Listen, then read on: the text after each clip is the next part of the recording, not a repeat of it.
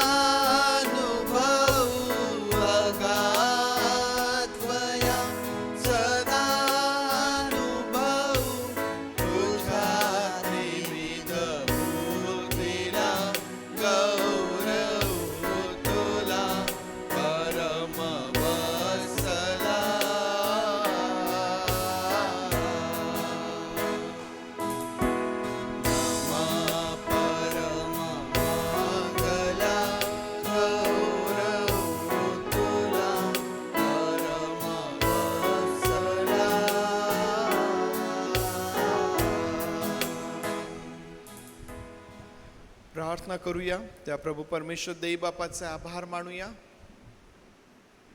जो आम्हाला नित्य चालवितो, आमची काळजी घेतो, आमचं सहाय्य करतो, आमचा सांभाळ करतो. मागील आठवडाभर देखील त्याने आपणा सर्वांस त्याची विशेष कृपा पुरविली. आज भक्ती करण्याकरिता त्याच्या भक्ती मंदिरामध्ये तो आपणास घेऊन आला. होय प्रभूचे, तुझ्या दयेसाठी, तुझ्या कृपेसाठी प्रभू, तुझ्या अगाध अशा त्या प्रेमासाठी तुझे आभार मानित आम्ही तुझ्या समोर येतो. पवित्र देई बापा, मागील आठवडाभर तू आम्हा प्रत्येकाची काळजी घेतलीस, आमचं सहाय्य केलंस, आमचा सांभाळ केला, आम्हास आरोग्य दिलं. प्रभू पवित्र देई बापा, आमची प्रत्येक गरज तू पूर्ण केलीस, आमच्या जाण्या येण्यामध्ये तू आमचं संरक्षण केलंस. आणि पवित्र देई बापा, आज या पवित्र वारी तुझ्या भक्ती मंदिरामध्ये येण्याकरिता तू आम्हा प्रत्येकाचं सहाय्य केलंस, त्याबद्दल आभार मानतो. प्रभू पवित्र देई बापा, तुझ्या भक्ती मंदिरामध्ये आम्ही तुझ्यासाठी, तुझ्या भक्तीसाठी एकत्र येत असताना तू आम्हा प्रत्येकावरती दया कर. तू आम्हा प्रत्येकास जाणतोस, ओळखतोस, आमची दुर्बलता तुला माहीत आहे. प्रभू तू आम्हावरती दया कर, आमची क्षमा कर. पवित्र देई बापा, आम्हा प्रत्येकास धू शुद्ध कर प्रभू.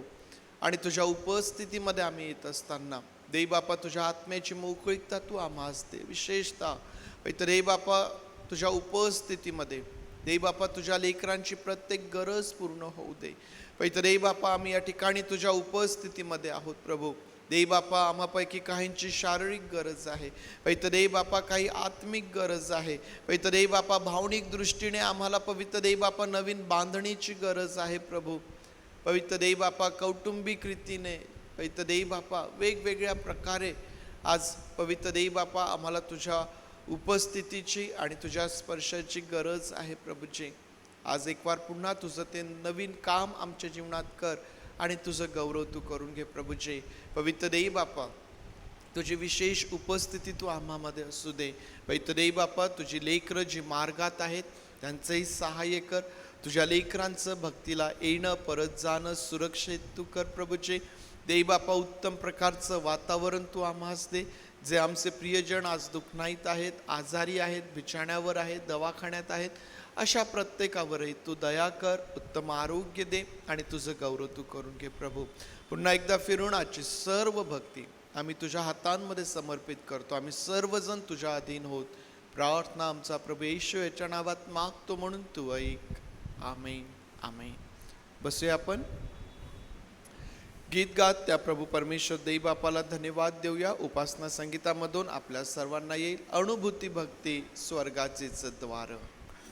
उपासना संगीतामधून गीत गात आपण भक्तीमध्ये पुढे जाऊया. 311 नंबरचं गीत.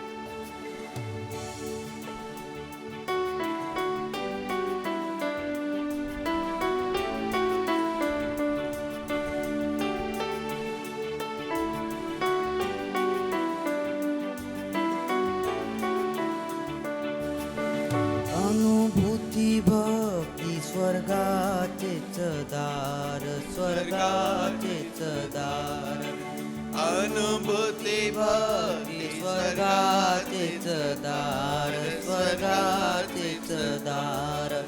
परम सुंदर प्रार्थना हे, प्रार्थना हे, प्रार्थना हे. अनुभूती भक्ती स्वर्गाचेच दार, स्वर्गाचेच दार. आहा प्रार्थना हे पवित्र मंदिर, पवित्र मंदिर. आहा प्रार्थना हे पवित्र मंदिर, पवित्र मंदिर. येथे परात्पर भक्तासवे, भक्तासवे, भक्तासवे. अनुभूती भक्ती स्वर्गाचेच दार, स्वर्गाचेच दार.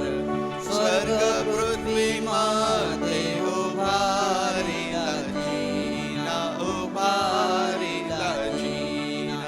स्वर्ग पृथ्वीमध्ये उभारिला जिना, उभारिला जिना. दयाचे प्रार्थना नाम साजे, नाम साजे, नाम साजे. अनुभूती भक्ती स्वर्गाचेच द्वार, स्वर्गाचेच द्वार. प्रार्थना पित्याची मांडीच केवळ, मांडीच केवळ. प्रार्थना पित्याची मांडीच केवळ, मांडीच केवळ. चढेवर बाळ लालिवाळे, लालिवाळे, लालिवाळे. अनुभूती भक्ती स्वर्गाचेच दार, स्वर्गाचेच दार. प्रेमाचा वर्षाव, आज्ञाचा प्रकाश, आज्ञाचा प्रकाश. प्रेमाचा वर्षाव, आज्ञाचा प्रकाश, आज्ञाचा प्रकाश. आसवे सहास प्रार्थना हे, प्रार्थना हे, प्रार्थना हे. अनुभूती भक्ती स्वर्गाचेच दार, स्वर्गाचेच दार. ख्रिस्त शिष्य माने, ख्रिस्ता संगे जाणे, ख्रिस्ता संगे जाणे. ख्रिस्त शिष्य माने, ख्रिस्ता संगे जाणे, ख्रिस्ता संगे जाणे. देवा लिंगाने प्रार्थना हे, प्रार्थना हे,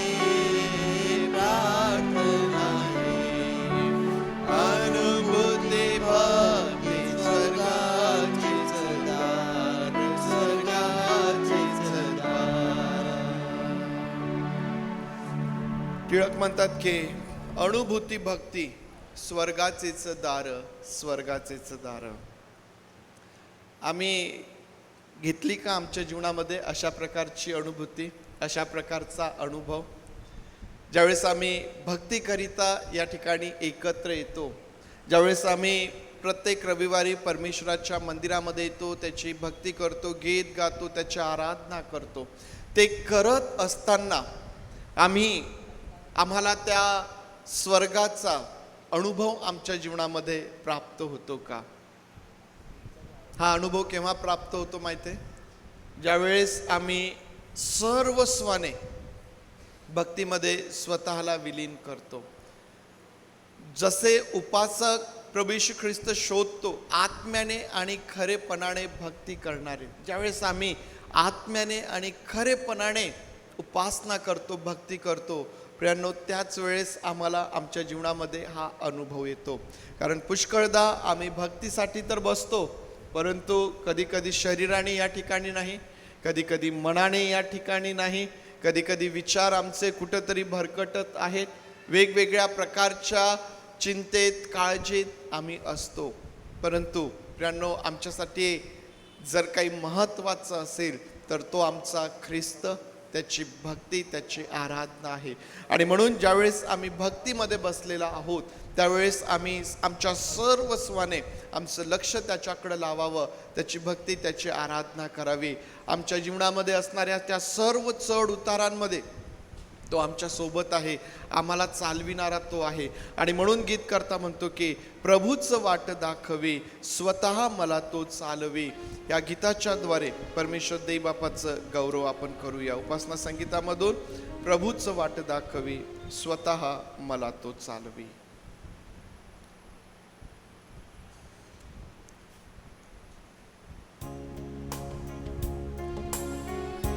333 नंबर.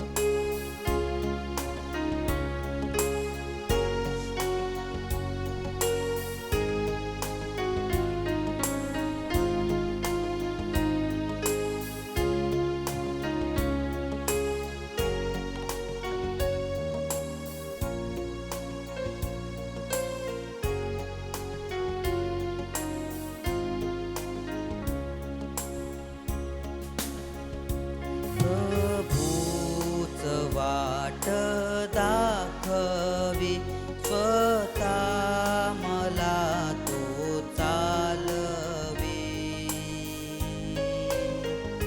सुचे मनाचे हा विचार, देवाते समाधान तो चालवी, तो चालवी.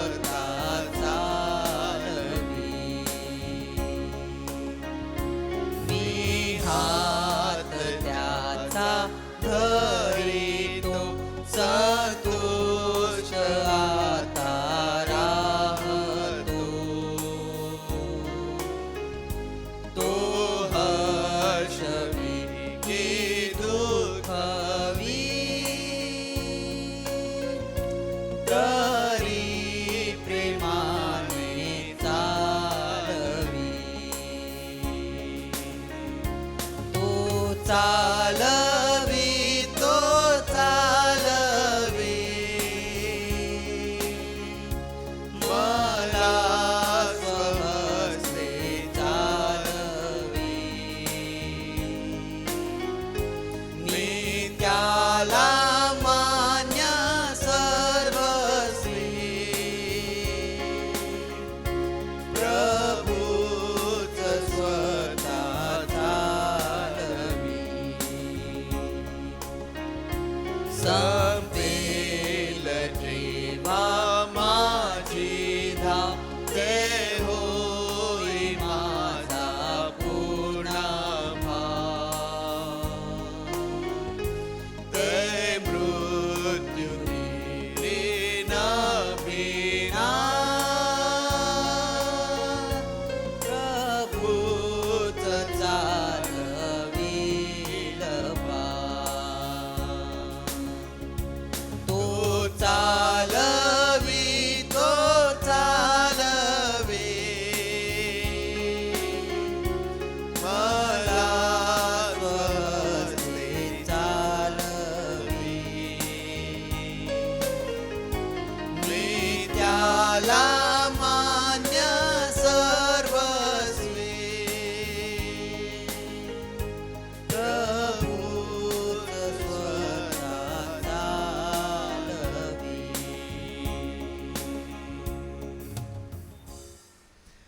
यावेळेस पवित्र शास्त्रातून एक स्तोत्र वाचूया. विमल आंटी आज एक स्तोत्र वाचतील. परमेश्वराचे स्तवन करा. सरळ जनाच्या सभेत व मंडळीत मी अगदी मनपूर्वक परमेश्वराचे उपकार स्मरण करेन. परमेश्वराचे कृत्य थोर आहेत. ज्यास ती आवडतात ते सर्व त्याचा शोध करतात. त्याची करणी साक्षात प्रताप व महिमा आहे. त्याचे नायत्व सर्व काळ टिकून राहते. आपल्या अद्भुत कृत्याचे स्मरण राहावे असे त्याने केले आहे. परमेश्वर कृपाळू व कनवाळू आहे.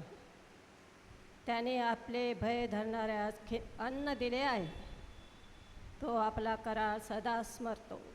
त्याने आपल्या लोकास राष्ट्रे वतना दाखल देऊन आपल्या कृत्याचे सामर्थ्य दाखविले आहे. त्याच्या हातचे कृत्य साक्षात धन्य व न्याय आहेत. त्याचे सर्व विधी विश्वसनीय आहेत. ते सदा सर्व काळ अढळ असे आहेत. ते सत्याने व सरळपणाने नेमिलेले आहेत. त्याने आपल्या लोकांस उदारदान पाठवून दिले आहे. त्याने आपला करार सर्व काळचा नेमिला आहे.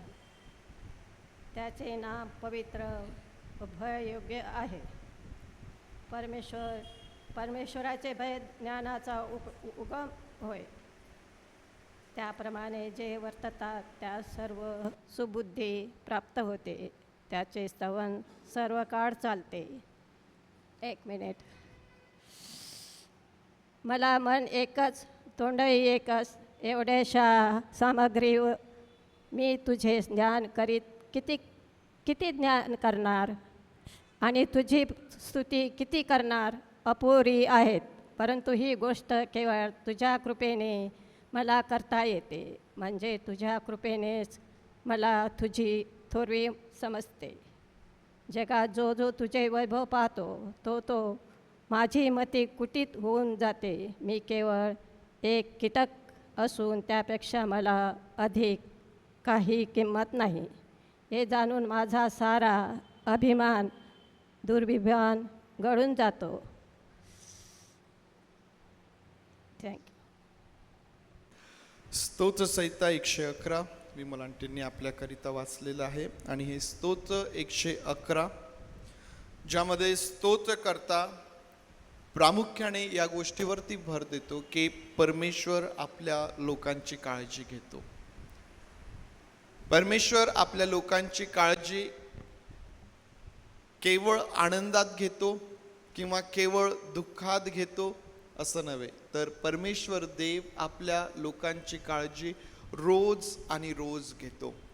आम्ही आमच्या जीवनामध्ये आनंदाच्या समयामधून जात असलो तरी आमची काळजी घेणारा तो आहे. आमचा आनंद द्विगुणित करणारा तो आहे.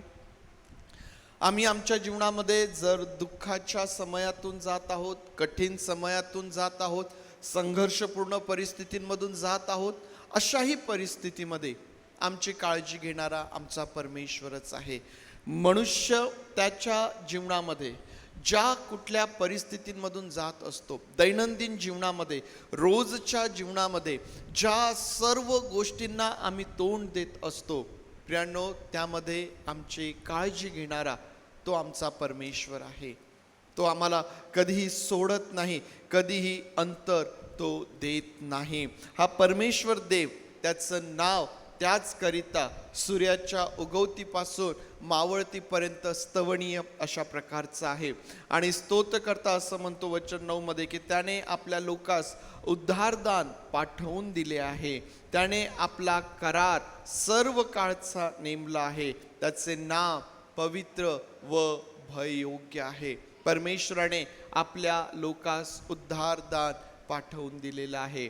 मनुष्याची मुख्य गरज जी आहे ती पूर्ण करणारा हा परमेश्वर आहे. आणि मग ज्याने आमच्याकरिता उद्धारदान पाठवून दिलेला आहे, त्या ख्रिस्ताला आमच्याकरिता पाठवून देण्यात आलेला आहे. त्या ख्रिस्ताच्या ठाई तो आमची प्रत्येक गरज पूर्ण करणारा, आम्हाला सांभाळणारा आणि आमच्या रोजच्या दिवसामध्ये आमच्या बरोबर राहणारा, आमच्यासोबत चालणारा, आम्हाला चालविणारा तो आमचा प्रभू परमेश्वर आहे. आणि म्हणून रोज आणि रोज त्याचं भय, त्यावरील विश्वास आणि त्याकरिता आपलं समर्पण यामध्ये आम्हाला रोज आणि रोज चालायचं आहे. परमेश्वर देवबाप ही वचने आपणा सर्वांसाठी आशीर्वादाची करोत. सर्वांना सलाम.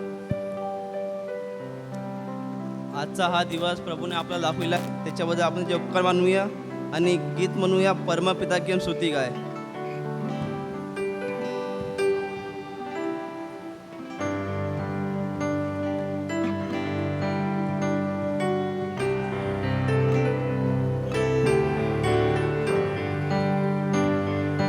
परमपिता की हम स्तुति गाए, वो ही है जो बचाता हमें. परमपिता की हम स्तुति गाए, वो ही है जो बचाता हमें. सारे पापों को करता क्षमा, सारे रोगों को करता चंगा. परमपिता की हम स्तुति गाए, वो ही है जो बचाता हमें. उसके आसनों में आनंद से आए, उसके चरणों में. धन्यवाद है उसके आंगनों में आनंद से आए, उसके चरणों में. संगीत गाकर खुशी से मुक्ति जानो जय ललकाए. परमपिता की स्तुति गाए, वो ही है जो बचाता हमें. हमारा है परमपिता, तरस खाता है सर्व सदा. वही हमारा है परमपिता, तरस खाता है सर्व सदा. पूरब से पश्चिम है जितनी दूर, उतनी दूर भी है हमारे गुण. परमपिता की हम स्तुति गाए, वो ही है जो बचाता हमें. तरह उसकी दी तसल्ली, दुनिया के खतरों में छोड़ा नहीं. माँ की तरह उसने दी तसल्ली, दुनिया के खतरों में छोड़ा नहीं. दूध वचन का दिया और दिया हमको अनंत जीवन. परमपिता की हम स्तुति गाए, वो ही है जो बचाता हमें. ढूंढा उसने, पापों के कीट से निकाला हमें.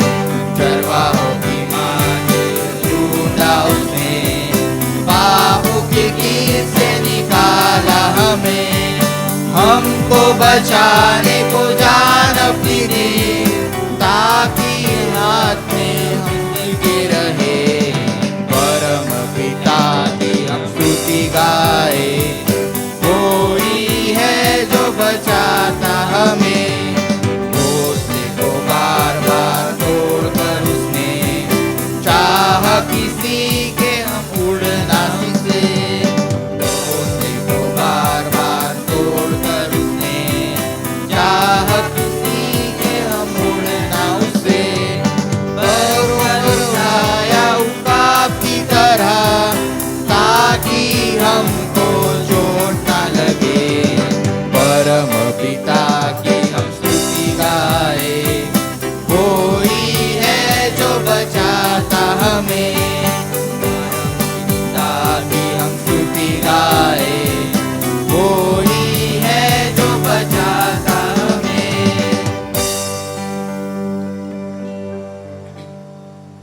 देवाच्या स्तुतीसाठी आपण आणखी गीत गाऊया. उपसा संगीत 40 नंबरचं गीत आहे. जगदुधारक प्रभू येशू ख्रिस्त.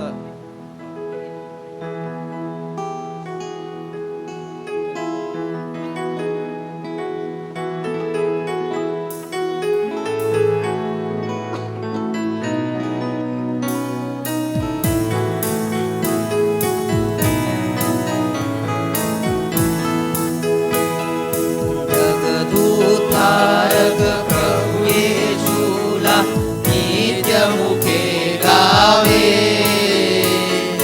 सेवावे करी नयनी बघावे, गीताने घ्यावे. जगदुधारक प्रभु येशूला नित्य मुखे गावे. सेवावे करी नयनी बघावे, गीताने घ्यावे. सेवावे करी नयनी बघावे, गीताने घ्यावे. पराच्या ज्या शब्दाने विश्वे दिसते, आदि अंत भावना ज्यामध्ये अंतर्गत होती. आदि अंत भावना ज्यामध्ये अंतर्गत होती. भव्य की वर्तमान है ज्या प्रभूच्या हाती. देहदयाला विद्याला पतितांची प्रीती. देहदयाला विद्याला पतितांची प्रीती.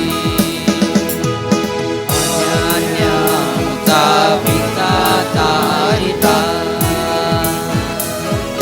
जीवन झाला नता तत्वता. स्वर्गता पिता,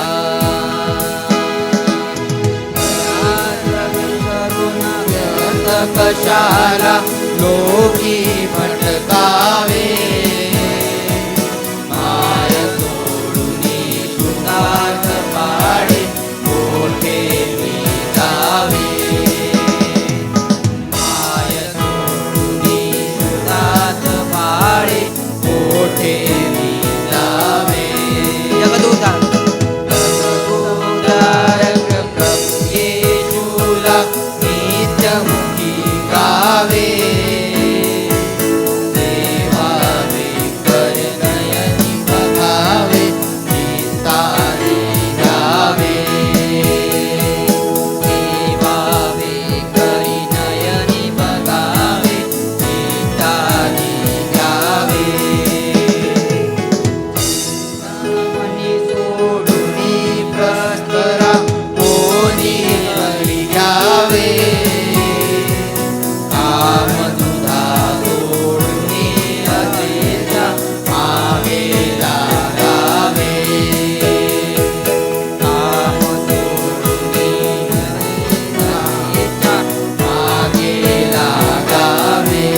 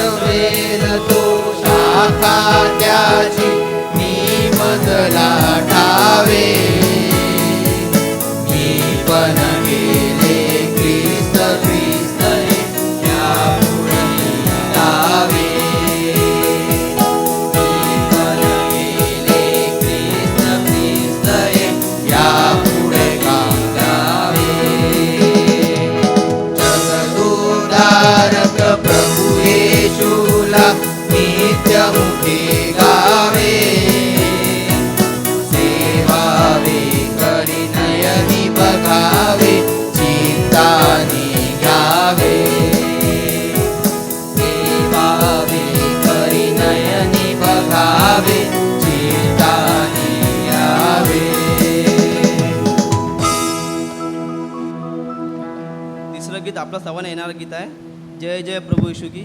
आपण सर्व मिळून गाऊया, ताली वाजवूया.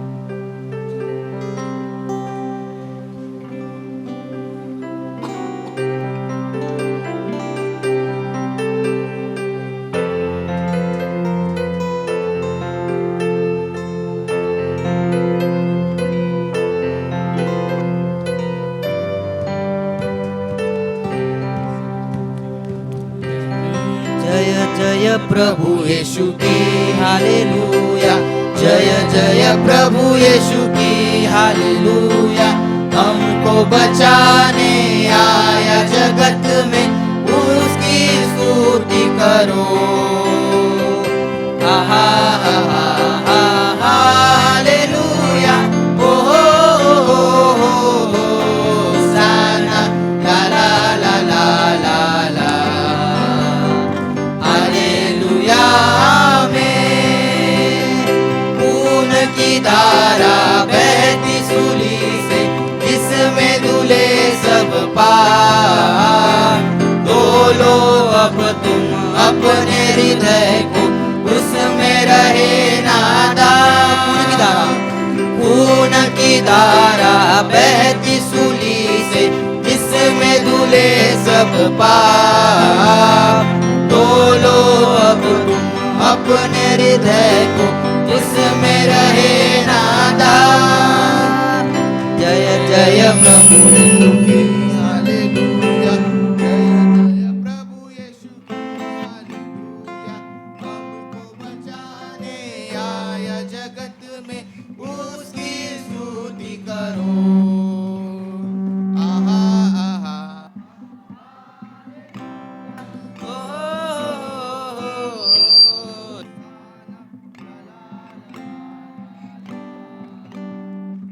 हालेलुया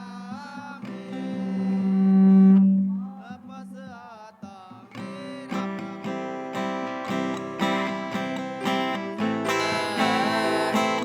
आशा मेरी अब तो यही है, चलो तुम मेरे साथ. वापस आता मेरा प्रभु जी, ले जाएगा साथ. आशा मेरी अब तो यही है, चलो तुम मेरे साथ. जय प्रभु यीशु की हालेलुया, जय जय प्रभु यीशु की हालेलुया. हमको बचाने आया जगत में, उसकी स्तुति करो. आहा आहा हालेलुया. ओ साना ला ला ला ला ला ला. हालेलुया में हरदम होंगे साथ यीशु की, खुशी और शांति आराम. आएगा वह लेने तुमको, रहना तुम तैयार. हरदम होंगे साथ यीशु की, खुशी और शांति आराम. आएगा वह लेने तुमको, रहना तुम तैयार. जय जय प्रभु यीशु की हालेलुया, जय जय प्रभु यीशु की हालेलुया. हमको बचाने आया जगत में, उसकी स्तुति करो. आहा आहा हालेलुया. ओ हो साना ला ला ला ला ला ला. हालेलुया में हालेलुया में. यावेळेस आपण आपल्या जागेवर उभं राहूया आणि हे कडवं वापस म्हणूया. वापस आता मेरा प्रभू जी, ले जाएगा हमको साथ.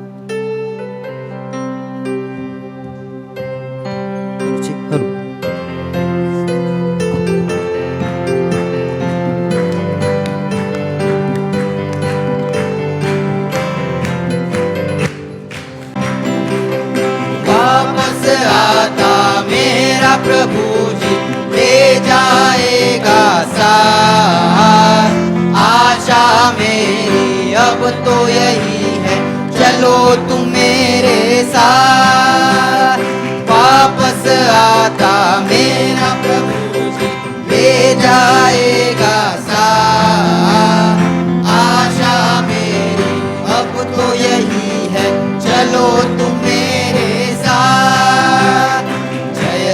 प्रभु यीशु की हालेलुया, जय जय प्रभु यीशु की हालेलुया। हमको बचाने आया जगत में, उसकी स्तुति करो। आहा आहा आहा हालेलुया, ओ हो साना ला ला ला ला ला ला हालेलुया आमेन, हालेलुया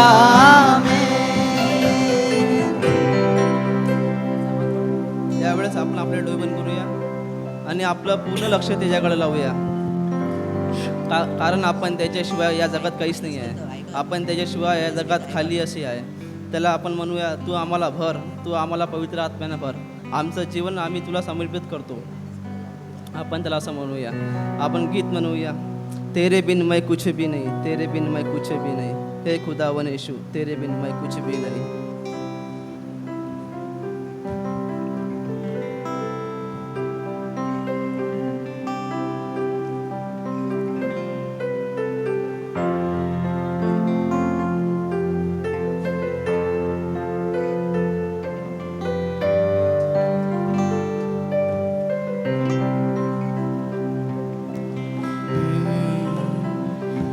तेरे बिन मैं कुछ भी नहीं,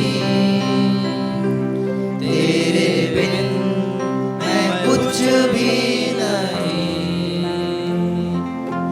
ऐ खुदावन यीशु तेरे बिन मैं कुछ भी नहीं,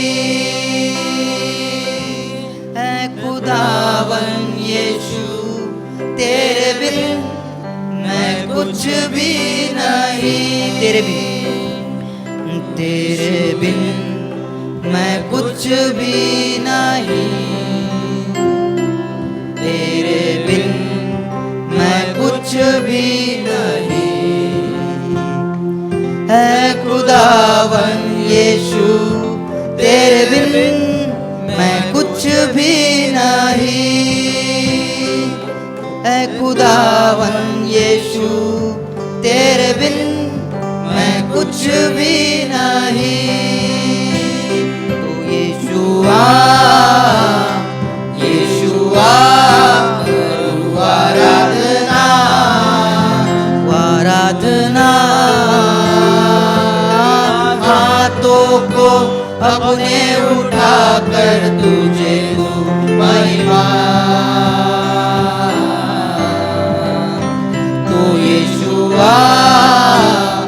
यीशुआ करूं आराधना आराधना,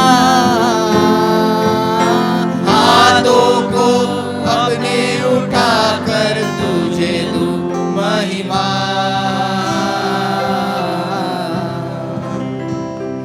तेरे बिन मैं कुछ भी नहीं, तेरे बिन मैं कुछ भी नहीं, है खुदावन यीशु तेरे बिन मैं कुछ भी नहीं, है खुदावन यीशु तेरे बिन मैं कुछ भी नहीं।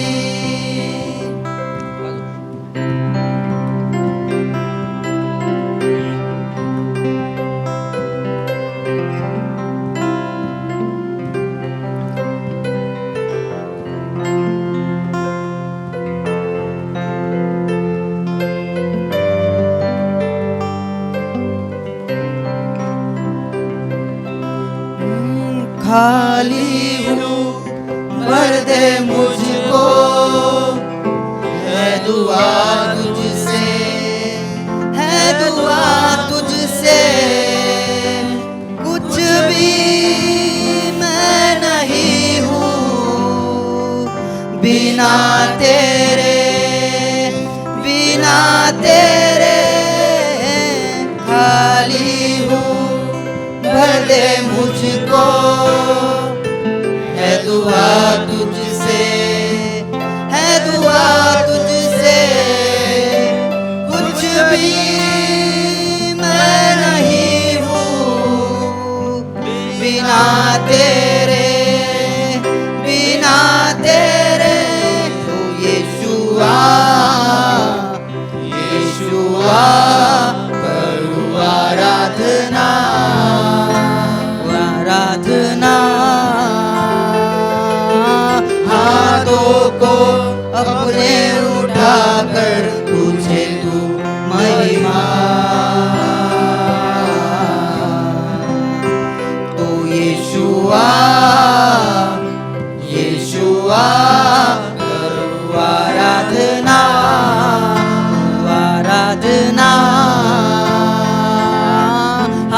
हाथों को अपने उठाकर तुझे दूं महिमा। तेरे बिन मैं कुछ भी नहीं, तेरे बिन मैं कुछ भी नहीं।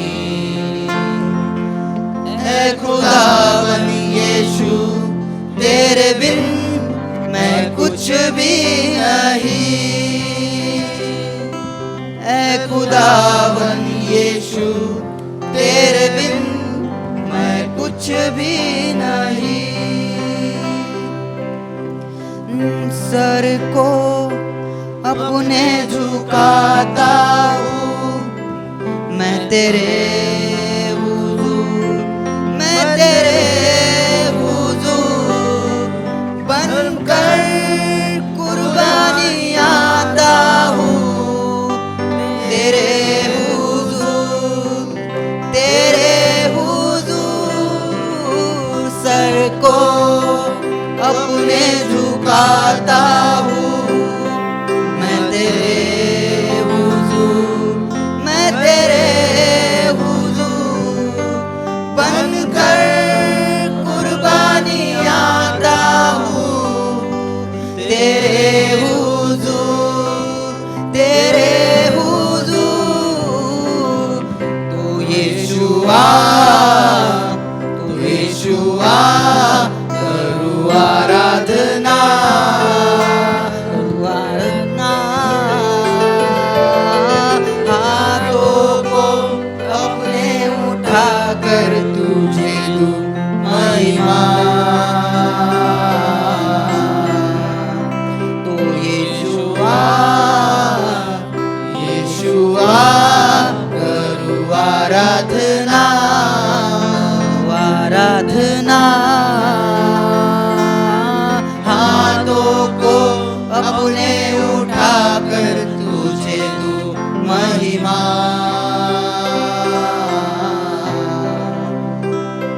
तेरे बिन मैं कुछ भी नहीं, तेरे बिन मैं कुछ भी नहीं। है खुदावन यीशु तेरे बिन मैं कुछ भी नहीं। है खुदावन यीशु तेरे बिन मैं कुछ भी नहीं।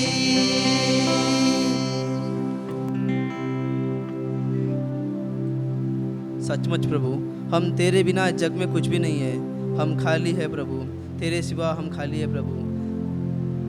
हम मांगते हैं प्रभु आज के दिन के लिए प्रभु, आज का दिन आपने हमें दिखाया है प्रभु, इसलिए आपके नाम को कोटि कोटि हम धन्यवाद करते हैं। हम प्रार्थना करते हैं प्रभु, जो भी हमने स्तुति महिमा की है प्रभु, आपके सेवक का बंटा में ग्रहण कीजिए प्रभु। हम प्रार्थना करते हैं प्रभु इस भारत देश के लिए प्रभु, इस भारत देश पे प्रभु अपना आशीर्वाद बनाए रख प्रभु, उन सबको तो संभाल के रख प्रभु। हम मांगते हैं प्रभु जो भी यहाँ पे उपस्थित है प्रभु, सबके लिए मांगते हैं प्रभु, उन सबकी फैमिली के लिए प्रभु, उन सबको तो आशीर्वाद दे प्रभु, उन सबके दिलों को तो, उनके घरों को तो भर प्रभु, उनके दिलों को तो भर प्रभु।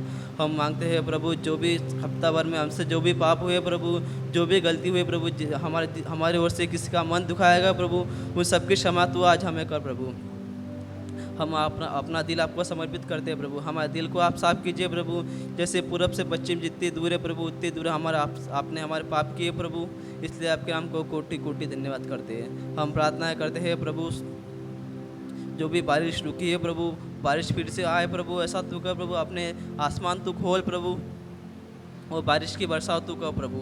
हम मांगते हैं प्रभु जो भी कल का दिन हमने सेलिब्रेट किया 15 अगस्त प्रभु, वैसे ही प्रभु आगे वाला साल भी हमारे अच्छा रह सके, ऐसा तू का प्रभु। हम मांगते हैं प्रभु भारत देश को आपने 80 साल संभाला प्रभु, और आगे भी आप संभालेंगे प्रभु, ऐसा हमारा विश्वास प्रभु, क्योंकि आपने ये देश हमें आपकी सेवा के लिए दिया है प्रभु।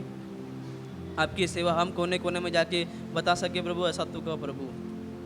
जो भी वचन प्रभु हमारे बीच में आएगा प्रभु, उस वचन के अनुसार हम चल सके प्रभु, उस वचन के अनुसार हम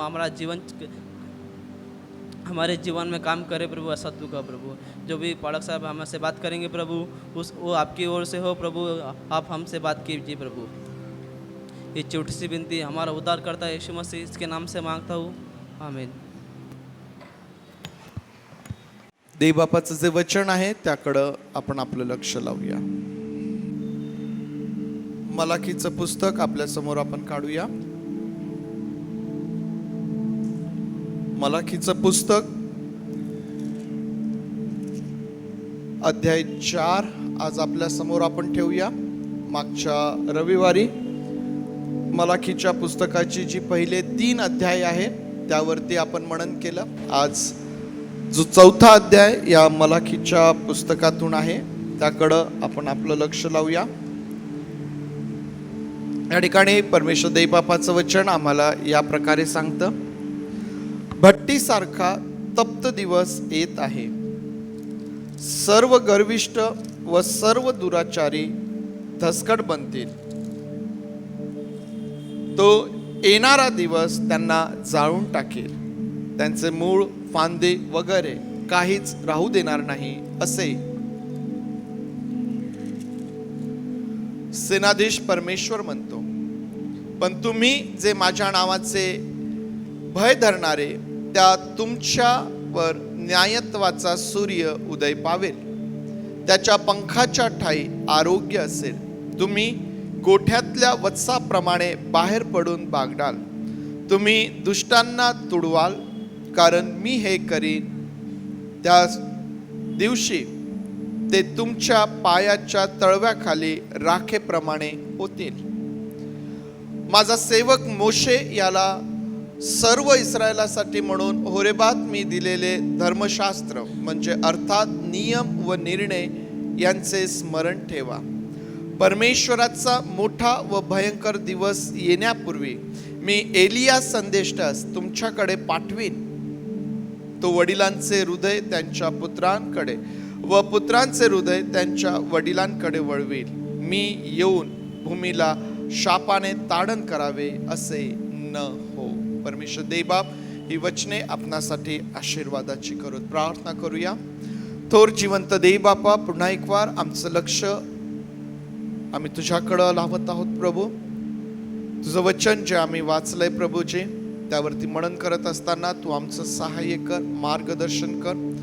पवित्र देवबापा, तू आम्हास बोध कर, आमची सुधारणूक कर. आणि तुझं वचन जे जिवंत आहे, सर्व प्रकारच्या सामर्थ्याने भरलेलं आहे आणि मनुष्याचं जीवन बदलण्याकरिता देवबापा त्याच्या ठाई सामर्थ्य आहे प्रभू. ते आम्हा प्रत्येकावरती तू ओत आणि प्रभू केवळ आणि केवळ तुझं गौरव तू करून घे. तुझे आभार मानतो. प्रार्थना आमचा प्रभू याच्या नावात मागतो म्हणून तू ऐक. आमेन, आमेन. आज मननासाठी मलाकीच्या या 4थ्या अध्यायातून आपण वाचन केलेलं आहे आणि छोटासा अध्याय, एकूण 6 वचनांचा हा अध्याय आहे ज्यावरती आज आपण मनन करीत आहोत.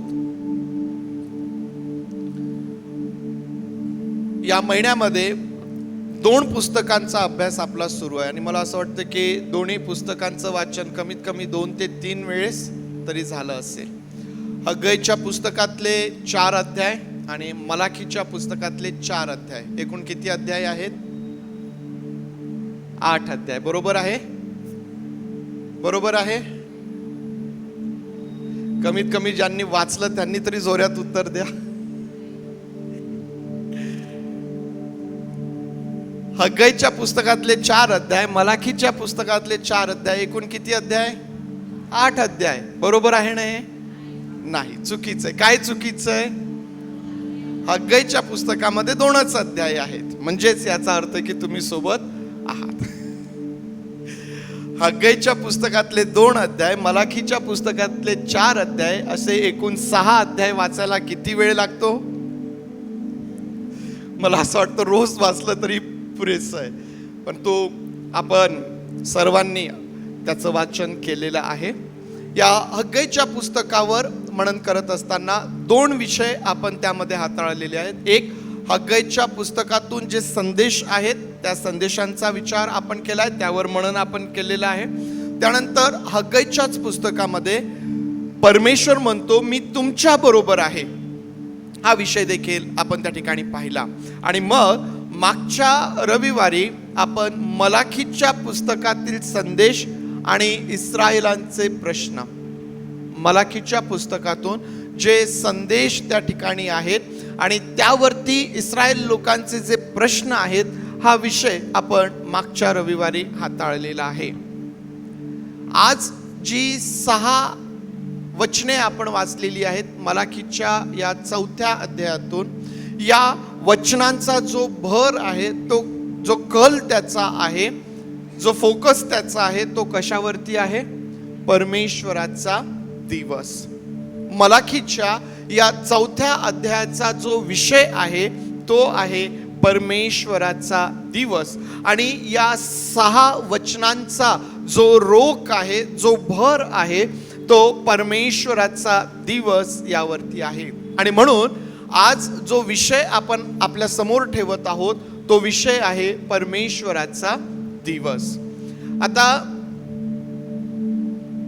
सफन्याच्या पुस्तकाचा अभ्यास करत असतानाही आपण परमेश्वराचा दिवस आणि तारण यावरती मनन केलेलं आहे.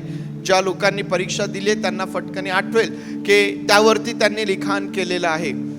सफन्याच्या पुस्तकाचा अभ्यास करत असताना परमेश्वराचा दिवस आणि तारण हा विषय ज्यावेळेस आम्ही पाहिला त्यावेळेस आमचा भर या गोष्टीवरती होता की परमेश्वराच्या दिवशी जो तारणाचा अनुभव किंवा ज्या पुनर्स्थापनेचा अनुभव किंवा देवाच्या लोकांना जो सन्मान, जी प्रतिष्ठा, जो मुकुट त्या ठिकाणी मिळतो, आपला भर त्या दिशेने होता. आज पुन्हा एक वार परमेश्वराचा दिवस यावरती आपण मनन करीत आहोत. सफन्या परमेश्वराच्या दिवसाविषयी लिहितो, मलाखी परमेश्वराच्या दिवसांविषयी लिहितो आणि जुन्या करारातून आम्हाला वेगवेगळ्या प्रकारे परमेश्वराच्या दिवसासंबंधाने, त्या येणाऱ्या दिवसासंबंधाने आम्हाला वाचायला मिळतं. प्रियांनो, जरी पवित्र शास्त्राचे लेखक वेगवेगळे असलेत, जरी त्या लिखाणाचा लेखन काळ हा वेगवेगळा असला, जरी परिस्थिती आणि पार्श्वभूमी वेगवेगळी असली, तरी प्रियांनो, या सर्व लेखकांनी लिहिलेल्या गोष्टींचा अर्थ मात्र एकच आहे. जेव्हा सफन्या परमेश्वराच्या दिवसाविषयी लिहितो त्याचा अर्थ, ज्यावेळेस मलाखी परमेश्वराच्या दिवसाविषयी लिहितो त्याचा अर्थ बदलत नाही, तो सारखाच आहे. याचं मूळ कारण काय आहे? जरी लेखक वेगवेगळे आहे, जरी पार्श्वभूमी वेगवेगळी आहे, परंतु ज्या आत्म्याच्या प्रेरणेने ते लिखाण केल्या जात आहे तो आत्मा मात्र एकच आहे. आणि म्हणून कदाचित घटना, त्यांचा क्रम, त्यांचं लिखाणाची जी शैली आहे, त्यांची जी मांडणी आहे, यात मागे पुढे होऊ शकतो, फरक पडू शकतो, परंतु त्या लिखाणाचा, त्या विषयाचा सारांश जो आहे, त्याचा अर्थ जो आहे तो कधीच बदलत नाही. आणि म्हणून जरी यापूर्वी सफन्याच्या पुस्तकातून आपण परमेश्वराचा दिवस आणि तारण यावरती मनन केलं, आज मलाखीच्या पुस्तकामधून परमेश्वराचा जो दिवस आहे त्यावरती आपण मनन करीत आहोत. मग अगदी पहिल्याच वचनामध्ये आम्हाला त्या ठिकाणी असं सांगितलेलं आहे की भट्टीसारखा तप्त दिवस येत आहे. परमेश्वराचा दिवस कसा आहे? परमेश्वराचा दिवस भट्टीसारखा तप्त, भट्टीसारखा तप्त. आता परमेश्वराचा जो दिवस आहे त्याला रडण्याचा दिवसही म्हटलेला आहे, त्याला दात खाण्याचा प्रसंग दिवस म्हटलेला आहे, अंधकाराचा दिवस म्हटलेला आहे. तप्त भट्टीसारखा, तप्त भट्टीसारखा हा परमेश्वराचा दिवस त्या ठिकाणी आम्हाला पाहायला मिळतो. परमेश्वराचा दिवस जो येत आहे, जो न्यायाचा दिवस आहे, तो भट्टीसारखा तप्त आहे. मग या दिवसामधून बचावण्यासाठी आम्हाला काय करायला पाहिजे? थोडंसं समजायला कठीण जाईल, परंतु समजून घेण्याचा प्रयत्न करा. या वर्षाचा उन्हाळा कसा होता? या वर्षाचा उन्हाळा कसा होता? तप्त होत आहे ना. या उन्हामध्ये निघाल्यानंतर भेदभाव होता का?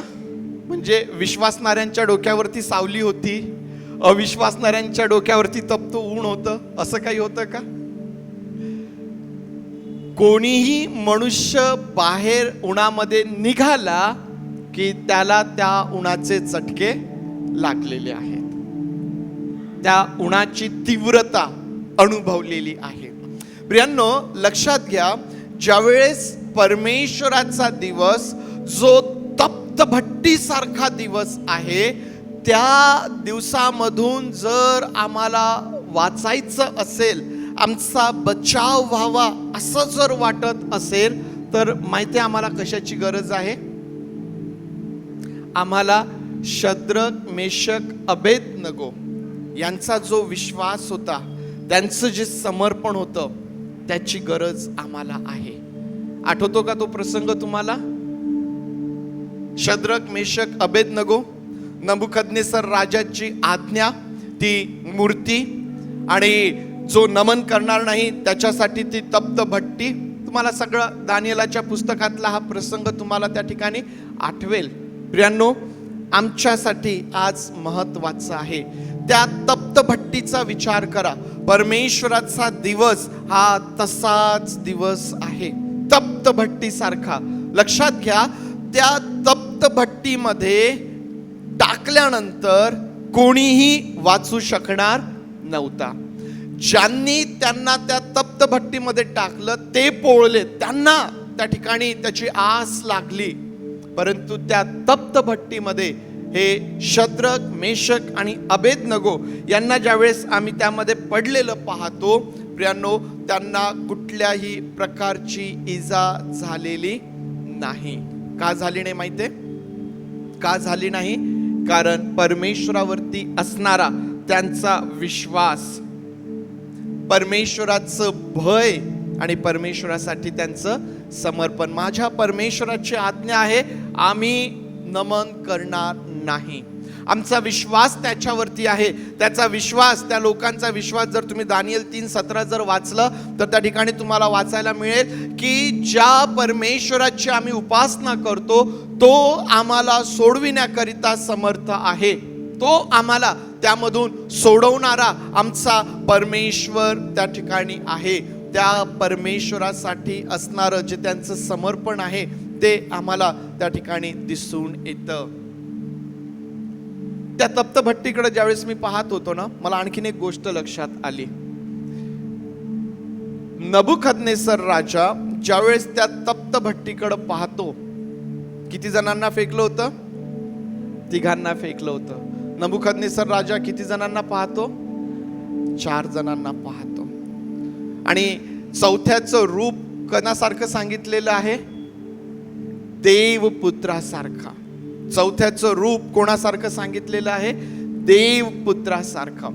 प्रियांनो, लक्षात घ्या की परमेश्वराचा दिवस जो ज्याला तप्त भट्टीसारखा म्हटलेला आहे, या तप्त भट्टीमध्ये प्रियांनो ज्यावेळेस मनुष्याला टाकल्या जाईल तेच लोक त्या दिवशी बचावू शकतात, तेच लोक त्या दिवशी वाचू शकतात, ज्यांच्या जीवनामध्ये परमेश्वराचं भय आहे, ज्यांचा विश्वास प्रभू येशू ख्रिस्तावर आहे, ज्यांनी आपलं जीवन त्याला समर्पित केलेलं आहे. प्रियांनो, न्यायाच्या दिवशी मनुष्याकरिता एकच आधार आहे, एकच आधार आहे आणि तो म्हणजे प्रभू येशू ख्रिस्त. प्रभू येशू ख्रिस्ताशिवाय मनुष्य न्यायाच्या दिवशी स्वतःला वाचवू शकत नाही. जे लोक प्रभू येशू ख्रिस्तामध्ये आहे, ज्यांच्या बरोबर प्रभू येशू ख्रिस्त आहे, प्रियांनो, त्या तप्त भट्टीमध्ये त्या न्यायाच्या दिवशी तो जो क्रोध आहे, तो जो संताप आहे, तो जो न्याय आहे, त्यामध्ये जर मनुष्याला बचाव व्हावा, त्याने त्या ठिकाणी त्याने तक धरावा, त्याने वाचावं जर असं आहे, तर प्रियांनो एकच पर्याय आहे, एकच मार्ग आहे, तो म्हणजे प्रभू येशू ख्रिस्त आहे. आहे का दुसरा मार्ग जगामध्ये? कोणी मनुष्य आम्हाला त्या दिवशी वाचवू शकेल काय? आमचं ज्ञान आम्हाला त्या दिवशी वाचवू शकेल काय? आमचा पैसा असेल, आमचं बळ असेल, आमच्याकडं जे काही आहे प्रियांनो, कुठल्याही गोष्टीमुळं आम्ही परमेश्वराच्या न्यायाच्या दिवशी आम्ही वाचविला जाऊ शकत नाही. एकच आहे जो आम्हाला त्या तप्त भट्टीतून, त्या दिवसामधून वाचवू शकतो, तो म्हणजे आमचा प्रभू येशू ख्रिस्त आहे.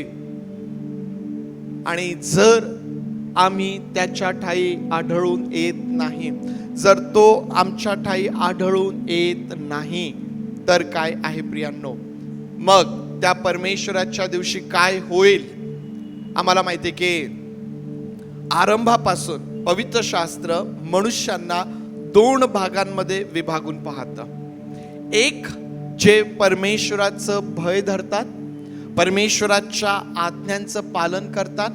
एक ते ज्यांना नीतिमान म्हटलेलं आहे, आणि दुसरे ते जे परमेश्वराचं भय धरत नाही, त्याच्या आज्ञांचं उल्लंघन करतात, ज्यांच्या जीवनामध्ये, ज्यांना आपण दुर्जन म्हणून पवित्र शास्त्र सांगतं, अशा 2 भागांमध्ये त्यांची विभागणी केलेली आम्हाला पाहायला मिळते. मग वचन 1 आम्हाला काय सांगतं? वाचा वचन 1, 4 अध्याय, वचन 1. पहा, भट्टीसारखा तप्त दिवस येत आहे. सर्व गर्विष्ठ व सर्व दुराचारी दसकट बनतील. तो येणारा दिवस त्यांना जाळून टाकील. त्यांचे मूळ, फांदी वगैरे काहीच राहू देणार नाही, असे सेनाधीश परमेश्वर म्हणतो. जर त्या दिवशी, त्या येणाऱ्या दिवशी, त्या न्यायाच्या दिवशी जर आम्ही त्या ख्रिस्तामध्ये आढळून येत नाही, जर त्याच्या भयामध्ये आम्ही आढळून येत नाही, जर मनुष्य त्याच्यावरील विश्वासामध्ये आढळून येत नाही, तर मग प्रियांनो, त्या ठिकाणी असं म्हटलेलं आहे की सर्व गर्विष्ठ, सर्व दुराचारी जे आहेत, परमेश्वराच्या दिवशी त्यांचं काय होणार आहे? तो प्रत्येक व्यक्ती जो आज परमेश्वराचं भय धरत नाही, जो परमेश्वराविरुद्ध बंड करतो, जो परमेश्वराच्या विरुद्ध वागतो, त्या मनुष्यासोबत त्या परमेश्वराच्या दिवशी, त्या तप्त भट्टीच्या दिवशी काय होणार आहे? त्या ठिकाणी असं म्हटलेलं आहे की ते सर्व धसकट बनतील. धसकट शब्द समजतो का तुम्हाला? धसकट शब्द सुकून गेलेला चुरा जो असतो की नाही, शेतामध्ये एखादं पीक ज्या वेळेला त्याची कापणी केल्या जाते आणि मग उरलेल्या सर्व जो वेस्ट राहतं, पुष्कळदा त्याचं मशीनमध्ये टाकून त्याला भुगा करतात. धसकट जे सुकून गेलेलं आहे, ज्याला साधी एखादी चिंगारी जरी लागली तर ते फटकनी पेटून जातं आणि संपून जातं, उडून जातं, ज्याला कुठलाही आधार नाही, कुठलंही वजन नाही, वेस्ट आहे, धसकट बनतील म्हटलेलं आहे. आता विचार करा, एका बाजूला तप्त भट्टी आहे आणि एका बाजूला धसकट आहे. काय होईल त्या दिवशी? धसकटाचं जळून जाईल. परमेश्वराचं वचन तेच सांगतं. त्या तप्त भट्टीसारख्या दिवशी, त्या न्यायाच्या दिवशी काय होईल? सर्व गर्विष्ठ, सर्व दुराचारी. आता गर्विष्ठ कोण याचं स्पष्टीकरण करण्याची गरज नाहीये. दुराचारी कोण यामध्ये खोलवर जाण्याची गरज नाही. सर्व गर्विष्ठ, सर्व दुराचारी यांचा त्या दिवशी नाश होईल. ते जळून जातील. आणि कसे जळून जातील माहितीये? त्या ठिकाणी म्हटलेलं आहे की मूळ, फांदी किंवा कुठलंही काहीही मागे उरणार नाही, काहीच मागे उरणार नाही. पूर्णपणे नाश त्या ठिकाणी आम्हाला पाहायला मिळतो. प्रियांनो, परमेश्वराचा दिवस तप्त भट्टीसारखा असा तो दिवस आहे. परंतु परमेश्वराचं वचन सांगतं की जे लोक त्या दिवशी परमेश्वराचं भय बाळगणारे असतील, वचन 2 मध्ये त्यांच्यासाठी काय म्हटलेलं आहे? 4 अध्याय वचन 2. पण तुम्ही जे माझ्या नावाने भय धरणारे, त्या तुमच्यावर न्यायत्वाचा सूर्य उदय पावेल. त्यांच्या पंखाच्या ठाई आरोग्य असेल. तुम्ही गोठ्यातल्या वत्साप्रमाणे बाहेर पडून बागडाल. जे परमेश्वराचं भय बाळगणारे आहेत, परमेश्वराच्या दिवशी, त्या तप्त भट्टीसारख्या दिवशी प्रियांनो काय होईल? जे परमेश्वराचं भय बाळगणारे आहे त्यांच्याकरिता देखील या ठिकाणी लिहिलेलं आहे. त्यांच्याकरिता आम्हाला पाहायला मिळतं की न्यायत्वाचा सूर्य तुमच्यावरती उदय पावेल. न्यायत्वाचा सूर्य ज्यावेळेस उगवतो काय होतं? त्यावेळेला अंधार नाहीसा होतो, रात्र संपून जाते, प्रकाश होतो. अंधकाराचा शेवट आम्हाला त्या ठिकाणी पाहायला मिळतो. एक नवीन सुरुवात त्या ठिकाणी आहे, एक नवीन तेजोमय सुरुवात आम्हाला त्या ठिकाणी पाहायला मिळते. न्यायत्वाचा दिवस, तुमच्यावरती न्यायत्वाचा सूर्य उदय पावेल. प्रियांनो, या सूर्यामध्ये, या न्यायत्वाच्या सूर्यामध्ये आम्हाकरिता, जे परमेश्वराचं भय धरणारे लोक आहेत त्यांच्याकरिता एक नवीन सुरुवात आहे. आज ज्यावेळेस आम्ही जगाकडं पाहतो, या जगाकडं पाहत असताना मलाखीच्या पुस्तकातही त्याने उल्लेख केलेला आहे की लोक निराश झालेले होते. कोणत्या गोष्टीसाठी निराश झालेले होते? लोकांना असं वाटत होतं की परमेश्वर चांगलंही करत नाही, परमेश्वर वाईटही करत नाही. लोकांना असं वाटत होतं की जे दुराचारी आहेत, जे गर्विष्ठ आहेत, जे लोक वाईट आहे त्यांची चांगली वृद्धी होत चाललेली आहे. जे लोक परमेश्वराचं भय धरतायत त्यांच्या जीवनामध्ये वेगवेगळ्या प्रकारच्या अडचणी आणि समस्या आहेत. पुष्कळदा या सर्व परिस्थितीला पाहिल्यानंतर मनुष्याच्या जीवनामध्ये निराशा पाहायला मिळते. मनुष्याची अपेक्षा ही असते की मी जर परमेश्वराचं भय धरत आहे, मी जर प्रार्थना करत आहे, मी जर वचन वाचत आहे, तर मग माझ्या जीवनामध्ये सगळं काही चांगलंच व्हायला पाहिजे. कुठलीही अडचण, कुठलाही आजार, कुठलीही समस्या, कुठलंही संकट माझ्या जीवनामध्ये नसावं. पुष्कळदा मनुष्य ही अपेक्षा करत असतो आणि मग या अपेक्षेने ज्यावेळेस तो आपल्या जीवनामध्ये पुढे जात असतो, ज्यावेळेस तो, जे लोक परमेश्वराचं भय धरत नाही, जे सर्व प्रकारच्या वाईटाने आपलं जीवन जगतात, त्यांच्या जीवनामध्ये वृद्धी पाहतो, तो निराश होतो. परंतु परमेश्वराच्या दिवशी काय होणार आहे? या न्यायत्वाच्या दिवशी असे ते सर्व लोक धसकट बनून संपून जातील. परमेश्वराचं वचन सांगतं की ते लोक त्या दिवशी कसे होतील? तुमच्या पायाच्या तळव्याखालची राख अशा प्रकारचे ते होतील. आज कदाचित जगामध्ये ते आम्हाला बलाढ्य दिसत असतील, आज कदाचित जगामध्ये परमेश्वराचं भय न धरताही त्यांची उन्नती दिसेल, परंतु प्रियांनो ते धसकटाप्रमाणे संपून जातील. जे लोक परमेश्वराचं भय धरतात त्यांच्या पायाखालची राख अशा प्रकारचे ते लोक त्या दिवशी बनतील.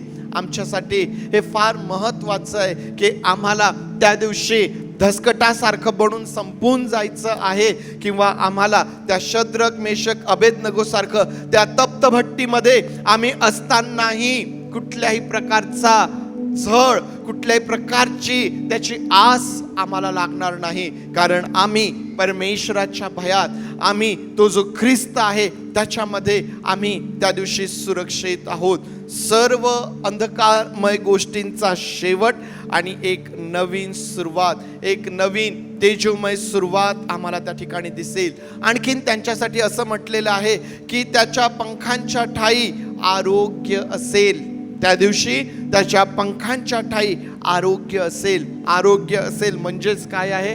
आजाराचा समूळ नाश त्या ठिकाणी आहे. आजाराचा समूळ नाश त्या ठिकाणी आहे. कोणत्या आजाराचा? कोणत्या आजाराचा? सर्वच आजारांचा. कुठलाही आजार त्या दिवशी त्या ठिकाणी टिकणार नाही. पुष्कळदा काही गोष्टी समजून घेत असताना आम्हाला कधी कधी अडचण जाते. आपण विचारतो ना, कसं, बरं आहे का? पुष्कळदा आम्हाला ऐकायला मिळतं, नाही बरं नाहीये. काय झालं? ताप आला. ताप आला. ताप हा आजार आहे का? ताप हा आजार आहे का? ताप हे काय आहे? हे चिन्ह आहे की तुमच्या शरीरामध्ये काहीतरी इन्फेक्शन आहे. तुम्हाला व्हायरल इन्फेक्शन झालंय, मलेरिया झालाय, डेंग्यू झालाय, है ना? काहीतरी तुमच्या शरीरात बिघाड झालेला आहे, कुठलं तरी इन्फेक्शन तुम्हाला झालंय आणि त्याचा परिणाम म्हणून तुम्हाला ताप आलेला आहे. प्रियांनो, त्या दिवशी सर्व आजारांचा समूळ नाश होणार आहे.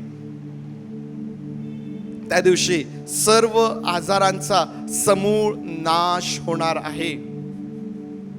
मनुष्याच्या जीवनामध्ये सर्व कष्टांचं, दुःखांचं, क्लेशांचं जे मूळ आहे ते मूळच त्या दिवशी नाहीसं केल्या जाणार आहे. जो मूळ आजार आहे, आज मनुष्याच्या जीवनामध्ये असणारे कष्ट, दुःख, आजार, क्लेश, सर्व प्रकारच्या वेदना, याचं मूळ कारण काय आहे? पाप. पाप.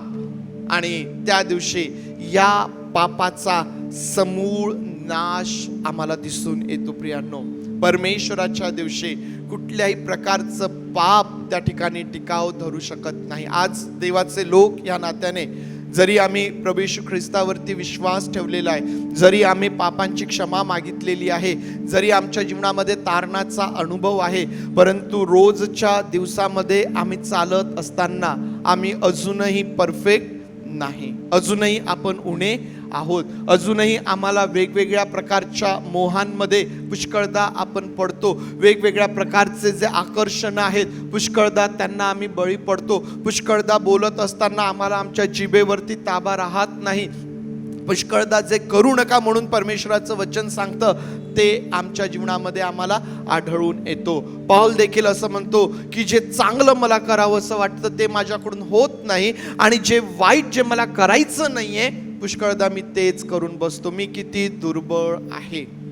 प्रियांनो, त्या दिवशी हा जो आज तुम्ही आणि मी अनुभव घेतो, तो अनुभव त्या ठिकाणी संपून जाईल. कुठल्याही प्रकारचं पाप त्या ठिकाणी राहणार नाही. सर्व प्रकारचा आजार जो आहे हा समूळ त्या ठिकाणी संपविला जाईल. त्या ठिकाणी कुठल्याही प्रकारचा आजार त्या ठिकाणी नसेल. प्रियांनो, तिसरी गोष्ट त्या ठिकाणी अशी म्हटलेली आहे की ते गोठ्यातील वत्साप्रमाणे बागडणार.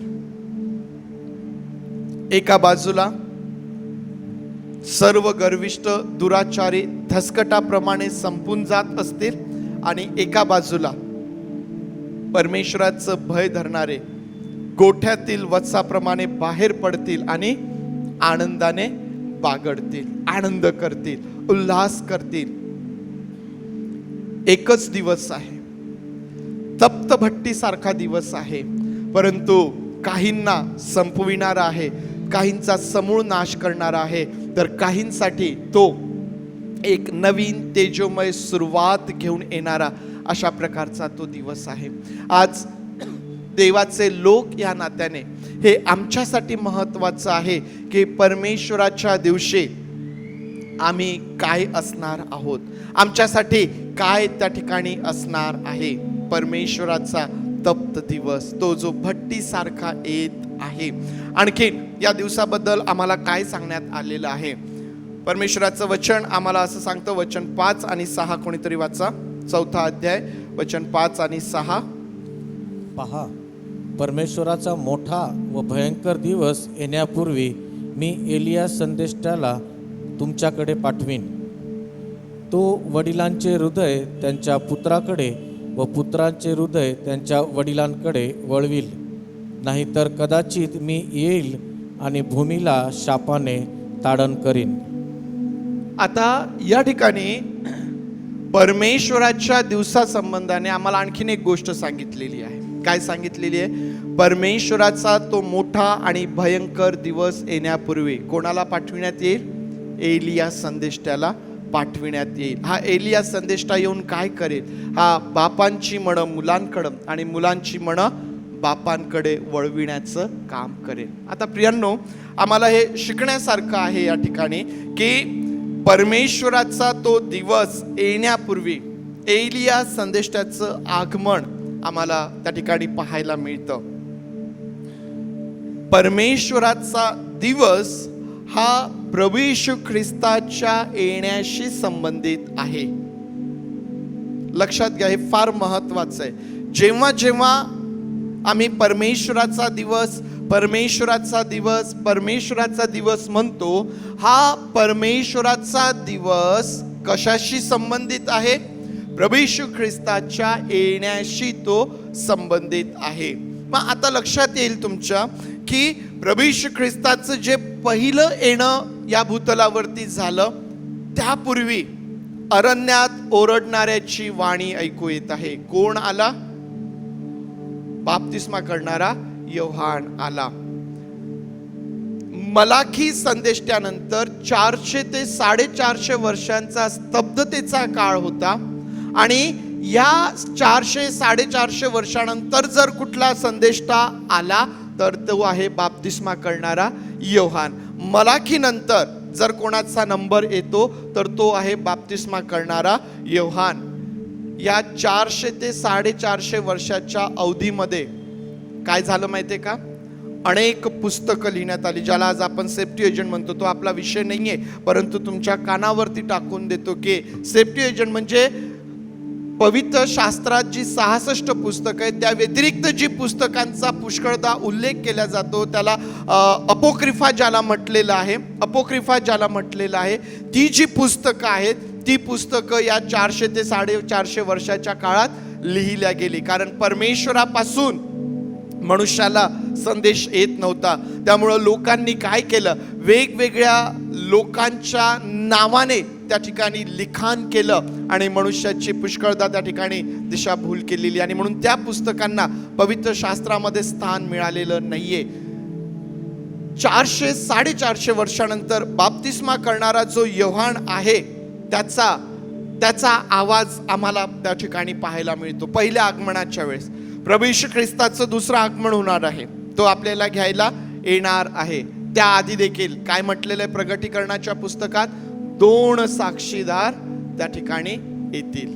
ज्यावेळेस तुम्ही प्रगटीकरणाचा 11वा अध्याय वाचता त्या ठिकाणी तुम्हाला लक्षात येईल की दुसऱ्या आगमनाच्या आधी देखील 2 साक्षीदार त्या ठिकाणी पुढे येतील आणि परमेश्वराचा संदेश त्या ठिकाणी ते देणार आहेत. आणि म्हणून मी तुम्हाला सांगितलं की परमेश्वराचा जो दिवस आहे तो प्रभू येशू ख्रिस्ताच्या येण्याशी संबंधित आम्हाला पाहायला मिळतो. आता या ठिकाणी मलाकीने एलियाच्या आगमनाचं जे भाकीत या ठिकाणी केलेलं आहे, या भाकिताची परिपूर्ती कोण आहे? बाप्तिस्मा करणारा योहान हा या भाकिताची परिपूर्ती आहे. जे मलाकीच्या पुस्तकामध्ये आम्ही वाचतो की तो दिवस येण्यापूर्वी मी एलिया संदेष्टाला तुमच्याकडं पाठवेल. मग प्रभू येशू ख्रिस्ताच्या त्या पहिल्या येण्याच्या आधी बाप्तिस्मा करणारा जो योहान आहे त्याच्यामध्ये या भाकिताची परिपूर्ती आम्हाला पाहायला मिळते. कशावरून बरं? कशावरून आम्ही हे म्हणावं की ते बाप्तिस्मा करणाऱ्या योहानाविषयीच त्या ठिकाणी मलाकी सांगत आहे? तर प्रियांनो, जर तुम्ही एलिया संदेष्टाचा पेहराव पाहिला आणि बाप्तिस्मा करणाऱ्या योहानाचा पेहराव जर तुम्ही पाहिला तर तुम्हाला दोघांचाही पेहराव सारखाच दिसतो. एलिया संदेष्टाचा पेहराव कसा असायचा? केसाळ वस्त्र, कमरेला कातड्यांचा कमरबंद. जर तुम्ही नाही, तुम्हाला सोपं नको करायला, शोधून काढा आणि मला सांगा की कुठं एलियाच्या पेहराव्याविषयी लिहिलेलं आहे आणि बाप्तिस्मा करणाऱ्या योहानाच्या पेहराव्याविषयी लिहिलेलं आहे. दोघांचाही पेहराव सारखाच तुम्हाला त्या ठिकाणी पाहायला मिळेल. त्याप्रमाणेच दोघांची ही जी सेवा आहे ना, त्या सेवेतही सारखेपणा तुम्हाला पाहायला मिळेल. एलियाने तो जो आहाब राजा आहे, इजबेल जी आहे, त्यांना आव्हान त्याने दिलं. बाप्तिस्मा करणाऱ्या योहानाने कोणाचा निषेध केला होता? हेरोद राजाचा. का निषेध केला होता? कारण त्याने त्याच्या भावाची जी पत्नी आहे ती त्याने ठेवून घेतली होती आणि त्यामुळं बाप्तिस्मा करणाऱ्या योहानाने त्याचा निषेध त्या ठिकाणी केलेला आहे. प्रियांनो, आज आम्हाला काही वाटत नाही ना. तुम्ही जा बरं एखाद्या पंतप्रधानाच्या पुढे जाऊन उभं राहून त्याचा निषेध करण्याचा प्रयत्न करा बरं. काय होतं? काय होईल? त्यावेळेला परिस्थिती यापेक्षाही भयंकर होते. आता तरी तुम्ही कोणत्या कायद्यात अडकविल्या जाल हा भाग आहे. त्यावेळेला तसं नव्हतं. राजा म्हटला मग संपलं, तो कायदा झाला, ही परिस्थिती होती, परंतु यांनी त्याप्रमाणे त्या ठिकाणी निर्भयपणे सेवा त्या ठिकाणी केलेली आहे. जर आम्ही मलाकी 4:6 आणि लूक 1:17 जर आम्ही वाचलं तर यामध्ये आम्हाला सारखेपणा दिसून येतो. एकदा मलाकी 4:6 मध्ये काय सांगितलेलं आहे, हा जो येणार आहे तो काय करणार आहे, बापांची मने आपल्या मुलांकडं आणि मुलांची मने आपल्या बापांकडे वळविणार आहे. मग बाप्तिस्मा करणाऱ्या योहानाच्या संदर्भात देवदूताने काय सांगितलं, लूक 1:17 वाचा. लूक 1:17.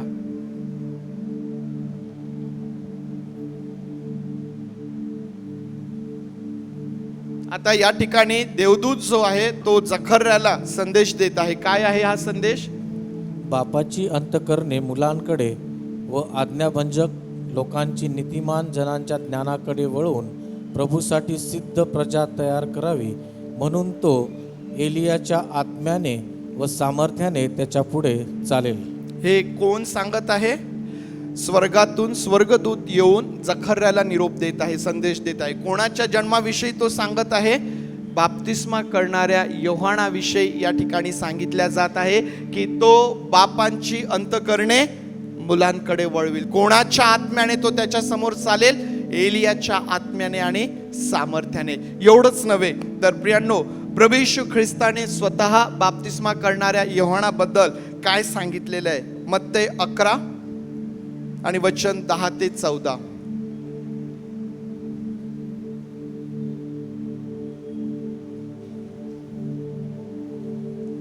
पहा, मी आपल्या दूताला तुझ्या समोर पाठवितो, तो तुझ्या पुढे तुझा मार्ग सिद्ध करील, असे ज्याच्याविषयी लिहिले आहे तो हाच आहे. मी तुम्हाला खचित सांगतो की स्त्रियांपासून जन्मलेल्यात बाप्तिस्मा करणारा योहान याच्यापेक्षा मोठा कोणी निघाला नाही, तर स्वर्गाच्या राज्यात जो कनिष्ठ तो त्याच्यावर श्रेष्ठ आहे. बाप्तिस्मा करणारा योहान याच्या दिवसापासून तो आत्तापर्यंत स्वर्गाच्या राज्यावर आक्रमण होत आहे आणि आक्रमण करणारे ते बळकावत आहेत. कारण योहानापर्यंत सर्व संदेष्टे व नियमशास्त्र यांनी संदेश दिले, आणि हे पत्करण्याची तुमची इच्छा असेल तर जो एलिया येणार तो हाच आहे. प्रभू येशू ख्रिस्त या ठिकाणी फार स्पष्ट भाषेत सांगतो की जो एलिया येणार तो हाच आहे. कोण हाच? हा बाप्तिस्मा करणारा योहान, हा तोच आहे. आणखीन 17वा अध्याय मत्ते 17 आणि वचन 10 ते 13.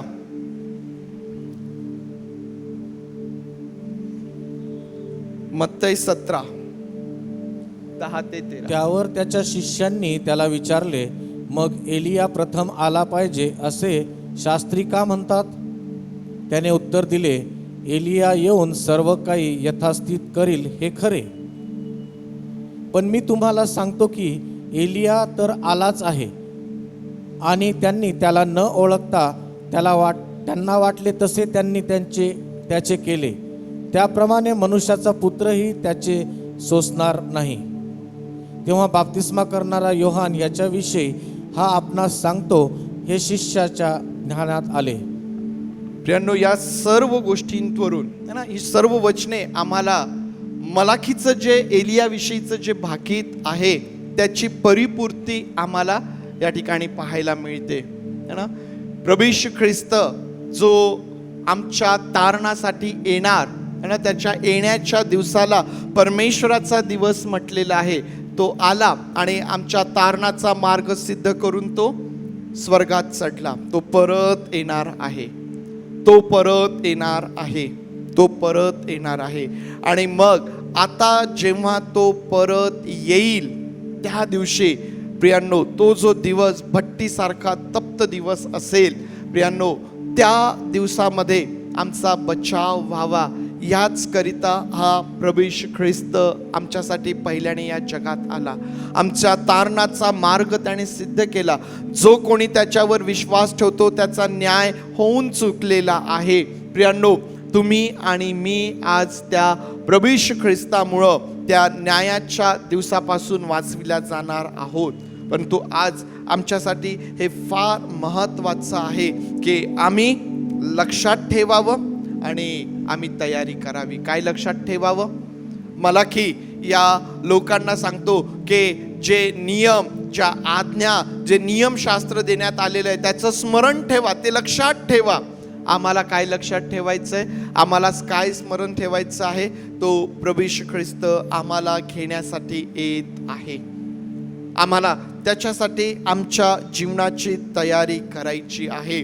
आणि जे आम्ही नेहमी ऐकत आहो की तो लवकर येत आहे, तो लवकर येत आहे. आज प्रियांनो, आजचा हा संदेश संपवत असताना पुन्हा एकदा आम्ही हे ऐकत आहोत की प्रभू येशू ख्रिस्त लवकर येत आहे. आणि त्याचं येणं जे आहे ते तप्त भट्टीसारखं ते असणार आहे, ज्यामध्ये परमेश्वराचा न्याय, परमेश्वराचा क्रोध, त्याचा तो संताप त्या ठिकाणी आम्हाला दिसून येईल. जे सर्व दुराचारी आहेत, जे सर्व गर्विष्ठ आहेत, जे सर्व दुर्जन आहेत, जे सर्व आजही त्याच्यावर विश्वास ठेवायला तयार नाही, जे सर्व आज त्याच्यावर विश्वास ठेवूनही त्याला समर्पित अशा प्रकारचं जीवन जगायला तयार नाहीत, ते त्या दिवशी धसकटाप्रमाणे ते जळून जातील, समूळ नाश होतील. परंतु जे आज त्याचं भय बाळगतात, त्याच्यावरती आपला विश्वास ठेवतात, त्याच्याकरिता आपलं जीवन समर्पित करतात, ते लोक त्यांच्यावरती न्यायत्वाचा सूर्य उदय पावेल. त्याच्या पंखाखाली त्यांच्यासाठी आरोग्य असेल. ते बाहेर पडतील आणि वत्साप्रमाणे, त्या गोठ्यातील वत्साप्रमाणे ते बागडतील, ते आनंद करतील. प्रियांनो, या आपले डोळे आपण बंद करूया आणि आज जे परमेश्वराचं वचन आमच्यासाठी आहे प्रियांनो, त्याकडं आपलं लक्ष आपण लावत असताना, आम्ही ते ऐकत असताना आमच्या अंतःकरणात ते खोलवरती आपण रुजवूया आणि एक वार पुन्हा आपल्या स्वतःलाही आठवण करून देऊया की परमेश्वराचा दिवस येत आहे, तो प्रभू येशू ख्रिस्त येत आहे, याची आठवण स्वतःला करून देऊ. कारण जर खऱ्या अर्थाने आम्ही याची आठवण स्वतःला करून दिली तर प्रियांनो, आमच्या जीवनामधली ती प्रत्येक बाब जी देवाला आवडत नाही, ते सर्व प्रकारचं व्यसन, ते सर्व प्रकारचं पाप, त्या सर्व प्रकारच्या गोष्टींपासून दूर होण्याकरिता ही आठवण आम्हाला प्रवृत्त करते. प्रियांनो, परमेश्वरासाठी, त्याचं भय बाळगण्यासाठी, आम्हाला त्याच्यासाठी जीवन जगण्यासाठी ही आठवण उत्साहित करते, प्रोत्साहित करते. पवित्र देव बापा, आमचा विश्वास आहे की तू आला आणि आमचं तारण करून तू स्वर्गात चढला. प्रभू, आमचा विश्वास आहे आणि आम्ही आमच्या स्वतःलाही आठवण करून देतो की तू येत आहे. प्रभू, तू लवकर येत आहे, तू विलंब लावणार नाहीस. ती वेळ ठरलेली आहे, ती घटका ठरलेली आहे. प्रभूचे, तू विलंब लावणार नाहीस. आणि म्हणून पवित्र देव बापा, आज आमचं सहाय्य कर. आम्ही रोज आणि रोज आमच्या स्वतःला आठवण करून द्यावी आणि तुझ्यासाठी आम्ही आमची तयारी करावी. पवित्र देव बापा, याकरिता तुझी कृपा पुरव, याकरिता तुझी कृपा तू पुरव. होय पवित्र देव बापा, तुझ्या त्या दिवसासाठी आम्ही सर्वजण सिद्ध असावं म्हणून देव बापा, आज आम्ही आमच्या स्वतःला तुझ्या अधीन करीत आहोत. तुझे मनापासून आभार मानतो, तुझी स्तुती करतो, तुला धन्यवाद देत ही प्रार्थना आमचा प्रभू येशू याच्या नावात मागतो म्हणून तू ऐक. आमेन, आमेन.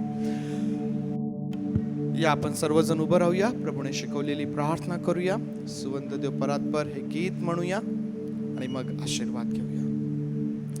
हे आमच्या स्वर्गातील बापा, तुझे नाम पवित्र मानले जाव, तुझे राज्य येऊ, जसे स्वर्गात तसेच पृथ्वीवर. तुझ्या इच्छेप्रमाणे आमचे रोजची भाकर आज आम्हास दे, आणि जसे आम्ही आमच्या ऋण्यासरून सुटले तसेच तो आमचे ऋणे आम्हास सोड, आणि आम्हास परीक्षेत आणू नकोस, तर आम्हास वाईटापासून सोडी.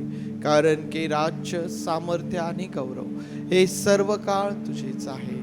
आमेन.